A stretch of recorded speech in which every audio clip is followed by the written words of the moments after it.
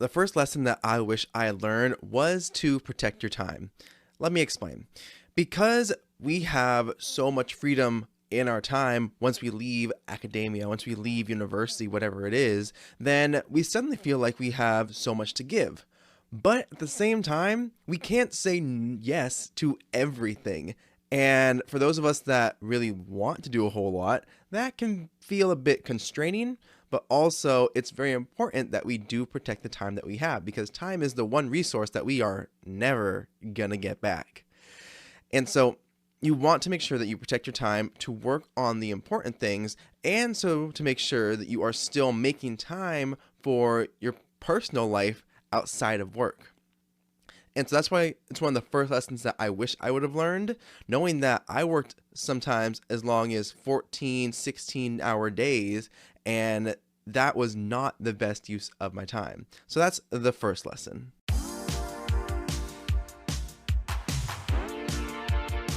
Welcome back to the Keeping Everything Simple podcast. I'm your host and fellow student, Michael Klukas, and on this show, we boil down complicated topics into simple, actionable tips. And so that was the first lesson that I wish I'd learned before starting my career or when I started my career. And the second one is I wanted to figure out what I was optimizing for. So that's lesson number 2. Are you in a season of learning, earning, or growing? I'm stealing this from Sean Purdy from the My First Million podcast because that's where I first heard of this idea. But you have like multiple seasons that you're going to go through throughout your life.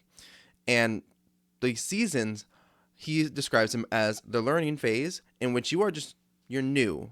And when you're starting your career, you are obviously new.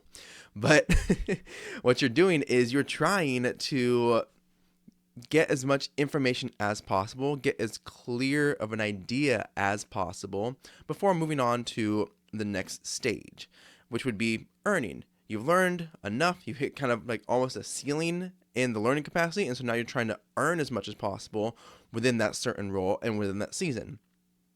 And then growing is understanding, okay, cool, I can either grow what I currently have, or I can switch to a new objective, a new field, and start this process over again. Learn, earn, keep growing. And you'll get better results from focus on the outcomes that you really want. And this is why I emphasize for lesson 2, what season are you in? Are you in the season of learning? Are you in the season of earning? Or are you in the season of growing? And understand that they will come back around. It's not I finished up this one, I'll never be in it again. No, instead what happens is in one area, in one chapter, you might go through all 3 seasons. And then when you start this next stage of your career, next stage of your life, then you're going to go through all 3 seasons again. But you just have to figure out what you need to focus on in that moment. So lesson 2, learn what you're optimizing for. Third lesson that I wish I had learned early on was to get to know your leadership. And I don't mean get to know your leadership style. Instead, I'm referring to your actual leadership. So like your boss, your manager, whoever they are. And this one might feel a little tricky. And I only say that because when you are trying to get your footing in your new job, in your new career, leadership can kind of make or break that experience for you. If you have a micromanager, someone who is constantly breathing over your shoulder, then it's not going to exactly feel like it's a very productive use of your time to try to get to know them as an individual and as a person. But in the event that you have like a great leader, then it makes sense. However, I'd make the case that in both circumstances, it would benefit you and benefit pretty much your whole experience if you are able to build and foster a good working relationship with your leader. And this has a couple of benefits to it because first off, it's a network, or they're going to join your network and you will grow the network that you do have access to, which is fantastic. They are a couple stages ahead of you in their career, and that is great in understanding what the path might look like. It's also helpful because it is just a series of relationships. That's all networking is.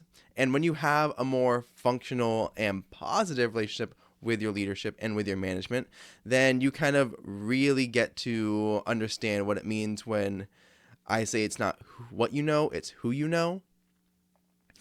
And this isn't me talking about nepotism or anything like that. No, this is me instead saying, if you get to know your leaders, then they will be the ones that can also reach out to you because they will know more about you. They will know that, oh, hey, this person is great at XYZ. This project's coming up. I should ask them about it and see if they would like to participate. Because in this circumstance, getting to know your leadership is also fantastic for scoping out new opportunities, because opportunities present themselves to those who prepare, and having a genuine relationship and a genuine interest in your leader as an individual, that will help you out in so many different ways.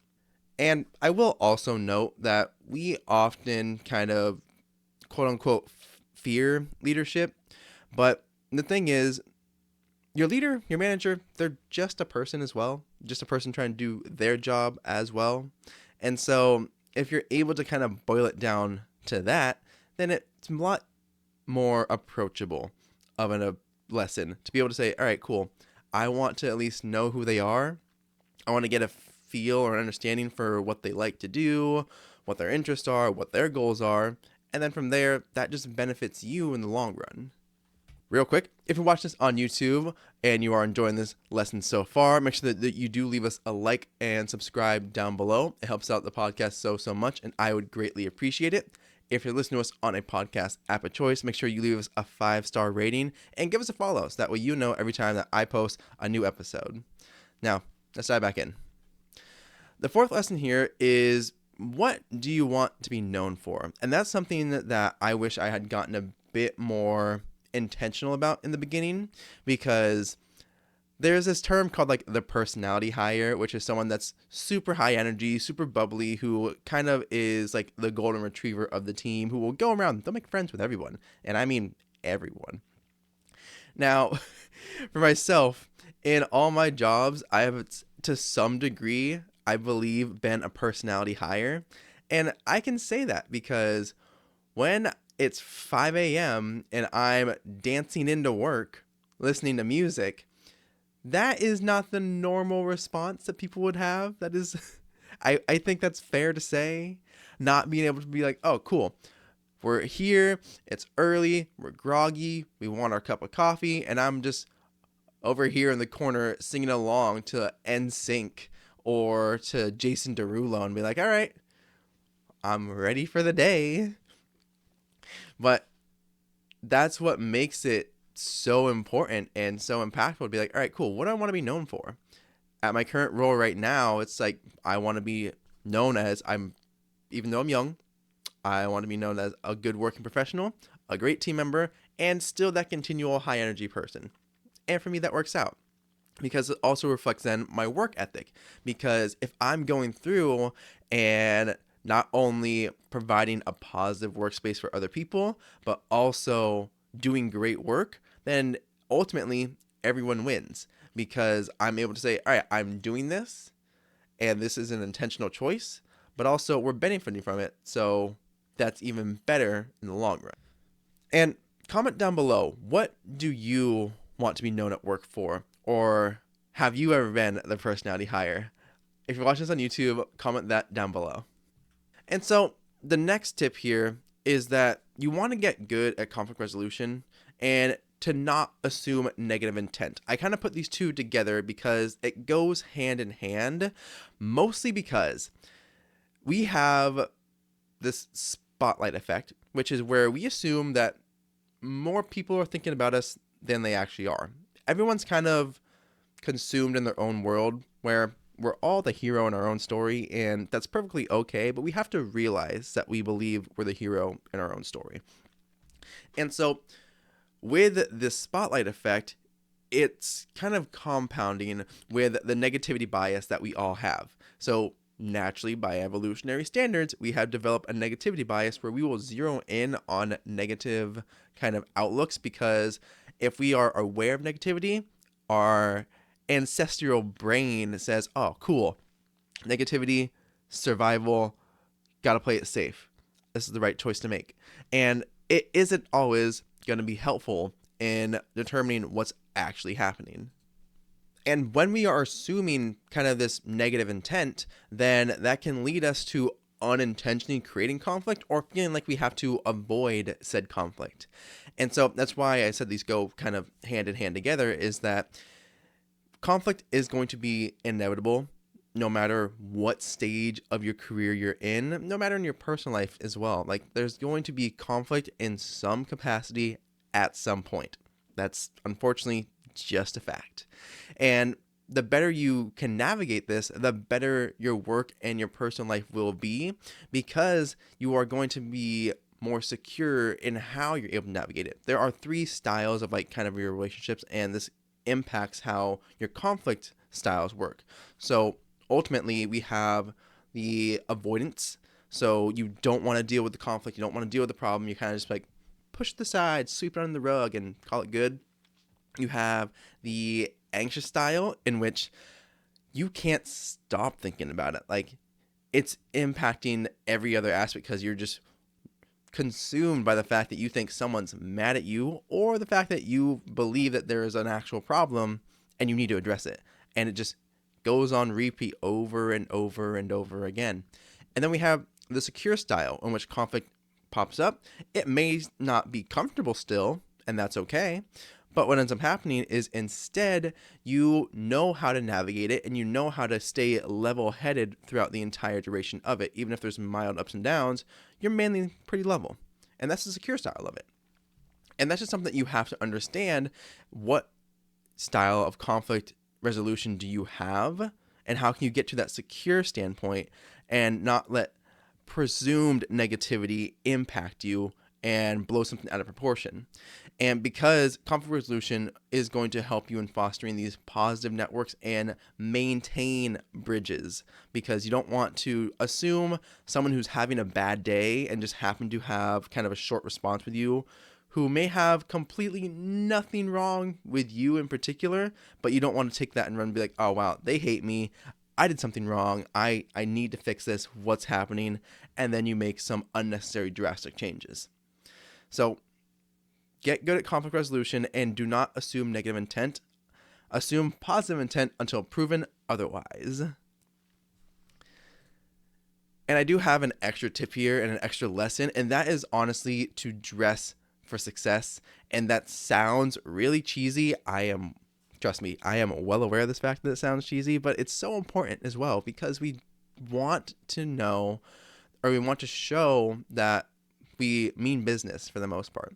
So this, of course, varies company to company. Some companies that have this more laid back, relaxed culture, they may not want business casual. They may actually be okay with casual streetwear. Or you may have a company that needs you, or feel that needs you in a suit, in complete professional business attire, and that's okay as well. But no matter what field you're in, no matter what stage of your career you're in, you should dress the best you can every single day.